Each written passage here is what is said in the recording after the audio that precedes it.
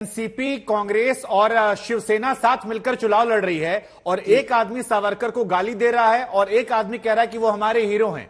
तो जो वोट देने जा रहा है वो अलग अलग इलाकों में किसको मान ले?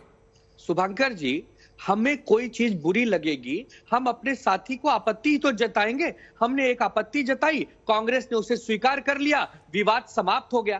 स्वीकार कर लिया का मतलब आगे से सावरकर को निशाना नहीं साधा जाएगा? बिल्कुल नहीं साधा जाएगा। पूछ लीजिए, सप्रा जी बैठे हैं, पूछ लीजिए ना। हम क्या कोई ये है कि हम ऐसी गलत बहुत बड़ी खबर दे दी मुझे, मैं पूछ ही लेता हूं आपकी बात पर। हालांकि मेरे पास मेहमान और भी थे, लेकिन चरण सिंह सप्रा जी, अब क्या सावरकर जी को आप लोग सवाल नहीं खड़े करेंगे? कांग्रेस, वो आपके सहयोगी कह रहे हैं कि अब आप लोग उतना ही सम्मान देंगे, उतना ही बड़ा उन्हें मानेंगे जितना बड़ा बीजेपी, शिवसेना या एनसीपी हाल के दिनों मान रही है।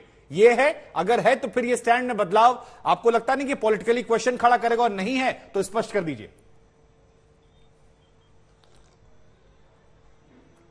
नहीं, देखिए, ऐसा है कि अभी महाराष्ट्र के अंदर में चुनाव नहीं है। और आपको ये बता दूं कि ये जो सावरकर जी वाला मुद्दा, जो शिवसेना ने हमारे आला नेताओं से बात की है, ये आला नेताओं के बीच क्या बात हुई है ये तो मेरे से चर्चा नहीं हुई।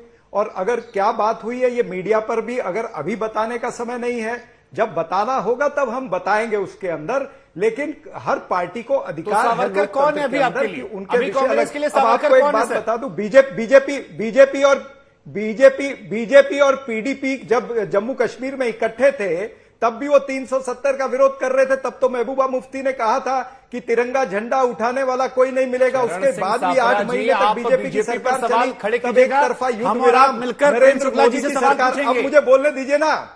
नहीं, आप बोलेंगे सर, आप ही बोलेंगे, लेकिन सवाल तो मैं डिसाइड करूंगा ना सर। जवाब आप डिसाइड कर लीजिएगा, जवाब आप डिसाइड कर लीजिएगा। मेरे एक मेहमान बाकी, मैं आपके pass out of the box इसलिए आया हूं क्योंकि शिवसेना की तरफ से कहा गया कि अब कांग्रेस पार्टी कभी भी सावरकर पर सवाल नहीं खड़े करेगी।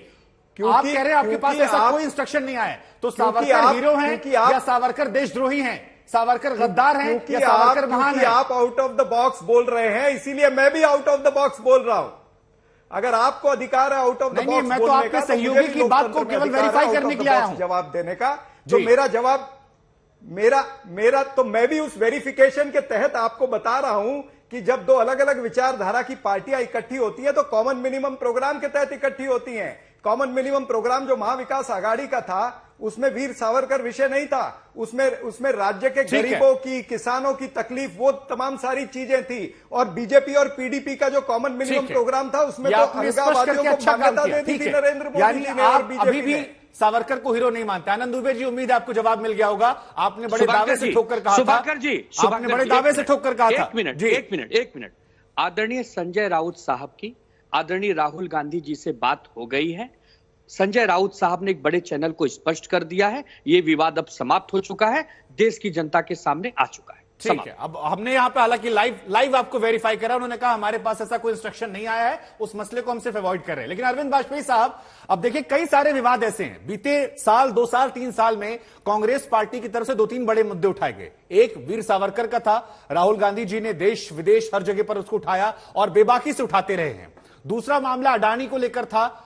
एक तरफ शिवसेना है, एक तरफ शरद पवार है। आज का स्टेटमेंट, इससे पहले शिवसेना का कई बैठकों में ना जाना, कैसे आप देख रहे हैं विपक्षी एकता के नाते? क्योंकि बार बार कहा जा रहा है कि संपूर्ण विपक्ष मिलकर सरकार के खिलाफ हल्ला बोल कर रहा है। देखिए, पिछले कुछ दिनों से, महीनों से विपक्ष जो है पूरा एक ही मुद्दा उठा रही है जिसपे सारी पार्लियामेंट में नहीं चलने दी इन लोगों ने, वो है अडानी का मुद्दा। और अडानी के मुद्दे पे कल जो इंटरव्यू दिया है शरद पवार साहब ने, उसमें साफ कहा है उन्होंने कि मेरा मानना ये है कि ये जेपीसी की मांग करना गलत होगा क्योंकि सुप्रीम कोर्ट इंक्वायरी कर रही है।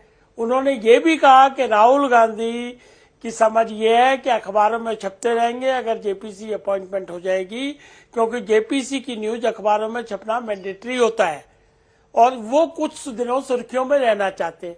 तो मेरा मानना ये बड़ा सीधा सा है कि इतनी स्पष्ट बयान के बाद ये सवाल विचारधारा की लड़ाई का नहीं है, यह सवाल गठबंधन का नहीं है। सवाल सीधा है कि शरद पवार साहब यहाँ पर शिवसेना भी विरोध जता रही है। वो भी ये कह रहे हैं कि उनका मतलब ये था कि 21 में से 15 लोग जो हैं बीजेपी के हैं। स्पष्ट नतीजा नहीं आएगा, उन्होंने इंकार नहीं किया था, वो ये कह रहे हैं शरद पवार जी।